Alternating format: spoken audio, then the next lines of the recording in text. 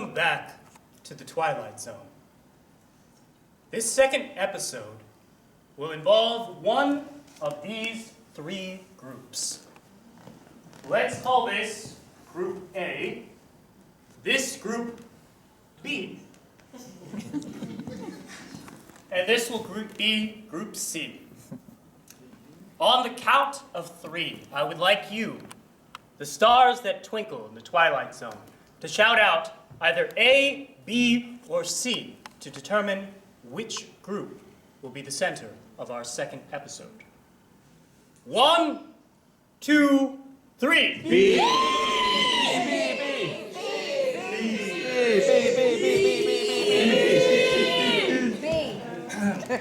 Someone over here sounds like they popped a lung. What was that? You didn't have to do it a second time. Group B.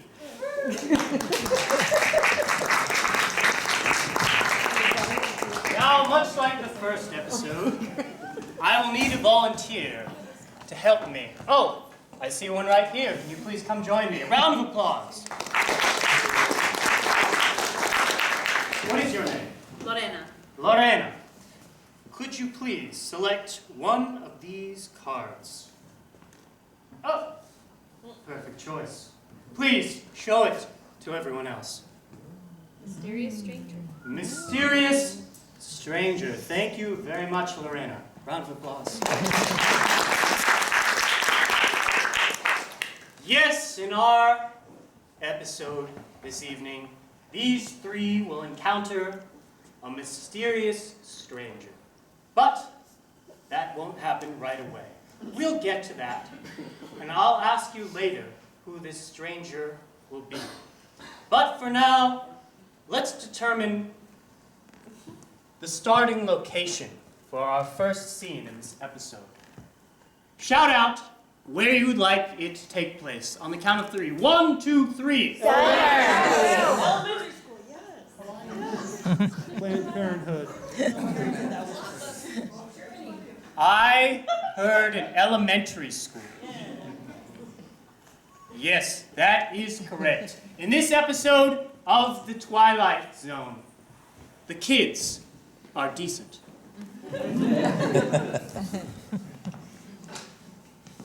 Yes, Miss Taylor, of course. Absolutely. Well, thank you very much, Miss Taylor. I'll let them know. Goodbye. Great news. Yes, Principal Bradford? We got that extra grant to upscale our new school. And I couldn't have done it without you two, my star teachers. It was nothing. I mean, just countless nights together writing grant proposals and figuring out what would be the best way to word everything. It was a lot of hard work and dedication, but without your help, David and Esmeralda, this could never have happened. Without Esmeralda's tireless academic pursuits, I mean, our kids' test scores would never be high enough to make us eligible for the grant. Absolutely. The kids are lucky to have both of you, and Well, I'll say myself as well. Of course. I must say, David has the best classroom management I've ever seen. You speak 2 words and those children freeze. Well, almost all of them. Let us celebrate going to the school bar. And, well, if you'll allow us to toot your horn, without this school bar here in the teacher's lounge, I don't think any of us would keep our sanity. Morale would be below sea level. You know, a toast to 2 wonderful people, and I am a lucky son of a gun. And their great administrator. We're lucky too, sir. Cheers. Cheers. Cheers. Now, Esmeralda, you know I'm coaching the boys' basketball game this afternoon, but afterward is the homecoming dance. I hope you wouldn't think it too forward if I asked you if you wanted to chaperone with me. That sounds lovely. Really? That's Wow. great. That's a wonderful idea, David. You and Esmeralda, chaperoning, it's not only set a precedent for proper teacher-teacher relationships, but also you will be the face at the dance, and I will make another honorary toast and tell the entire staff and school what wonderful work you did. Thank you, sir. I only wish I had someone to go with. Well, you can come with us. Of course. Oh, well, I couldn't be a third wheel, of course. But yes, I'll come. Great. David, Esmeralda, and Principal Bradford. There we are. 3 educators at an elementary school recently securing a grant, but their minds and hearts lie elsewhere, in their romances. 2 going to a dance together, and a third wheel chugging along behind. Where will this tricycle lead? Through the corridors of this elementary school, down the block, and perhaps, just perhaps, into the Twilight Zone. David, do you think we should go on the dance floor and show the children the appropriate distance that they should be dancing? That's a great idea. Now remember, kids, we all want to leave plenty of room for the Holy Ghost. And for Principal Bradford.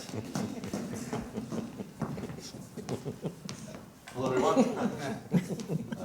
How come you don't have a date at the dance? Tommy, you don't inquire about such things. It's impolite. You look lonely. Ricky, Tommy. My dad left. She's 11. Why don't you all go and refresh yourselves at the school? Principal Bradford. It's a social event. Call me Peter. Oh, Peter. Yeah, it was my father's name, and my father's father's name, my grandfather. Peter, I was wondering, have you put any thought into hiring for that vacant school nurse position? Well, no, I actually haven't. Do you have someone in mind? I'm sorry, I don't. Have you tried putting an ad in the paper? An ad in the paper, that's gonna...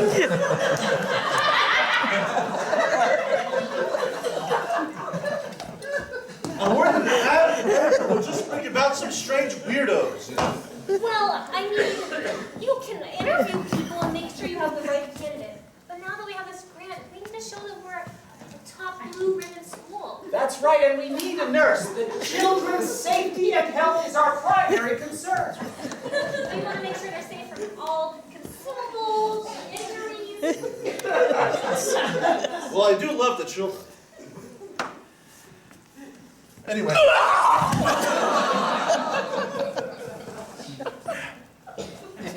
If we only had a school nurse. You know what? Drinking time's over, kids. Why don't you go and play in the playground, even though it'll start at night. You're a lonely old man.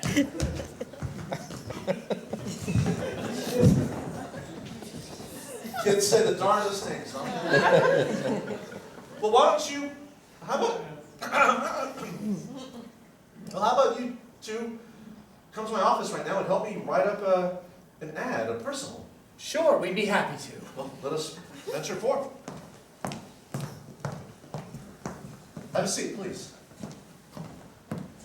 I think you should put in there that you're looking for a single woman.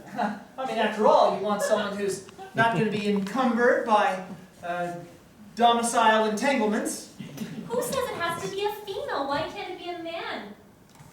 I suppose that's You think true. only women can be nurses? Of course not, but if I could... Just a moment. Wait, are we looking for a nurse or a partner for me? Sort of hoping that he might be less of a third wheel if we found him someone that he could be... Although, are you saying... Maybe. Well, I guess I I've never never... asked it. Well, Let's find out. sure. What do you say? Does a nurse need to be a woman or could it be a man? A nurse could be a dog for all I care. Oh, well. I don't. Hey! These are two separate topics. A nurse could be a man or woman, but the person that I'm interested for myself, I'm looking for a nice woman.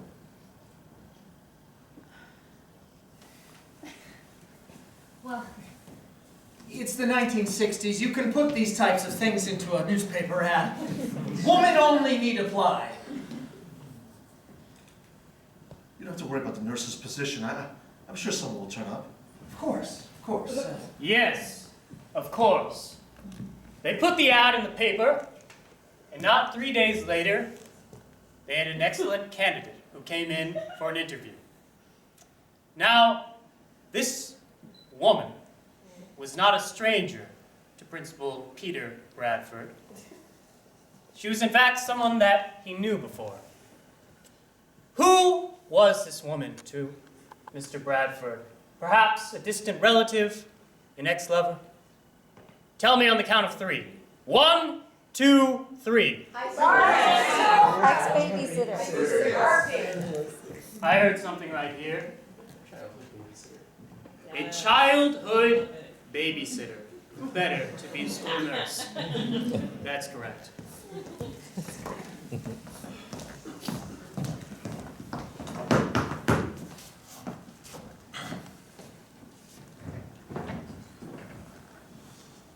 Okay, Peter. Mary! Peter. Mary Anderson. Yeah, wow. Little Petey Peterson. You've sure grown up. I have. And, well, you haven't changed at all, actually. Thank you. Very sweet of you. Thank you for coming to my office here at the school. I hope this was not out of your way. Oh, absolutely not. Please have a seat. Would you care for a drink? Oh, absolutely. Most of the children drank a lot of them, so. How about scotch? Sounds good. You Well, know? I really appreciate the opportunity.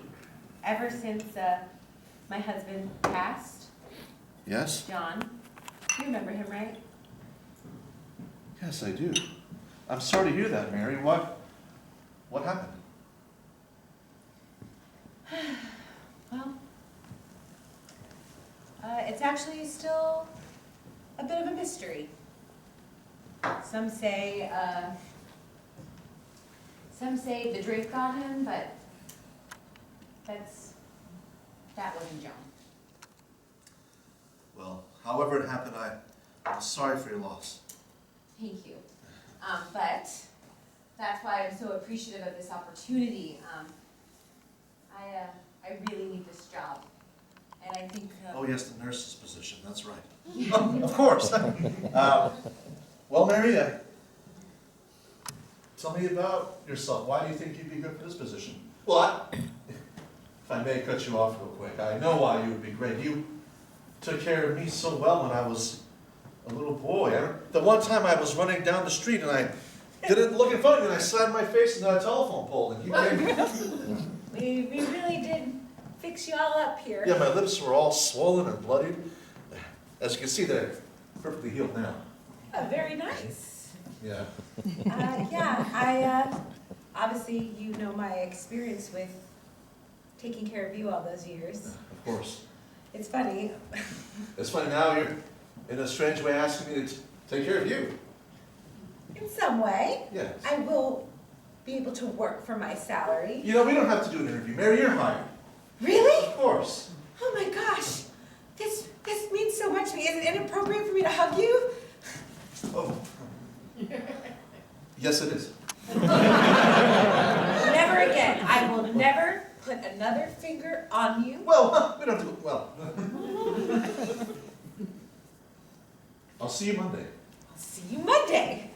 Now, of course, the card that was pulled said mysterious stranger. How can it be a stranger if you knew her already? Well, Perhaps there's a little more to Mary than meets the eye. We'll see. Esme, Yes, David? funniest thing happened in my class today. Well, the kids came in with their usual level of excitement off of recess, and they were telling this most strange tale. They all said that there was a strange man out on the playground. 1 second.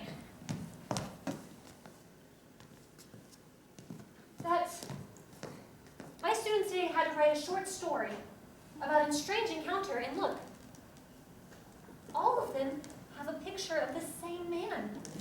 I thought they were just cheating. I thought they were playing some sort of practical joke. They all insisted he was right outside the window, but when I looked out there, I saw nothing. I didn't see anything. The stories are almost identical.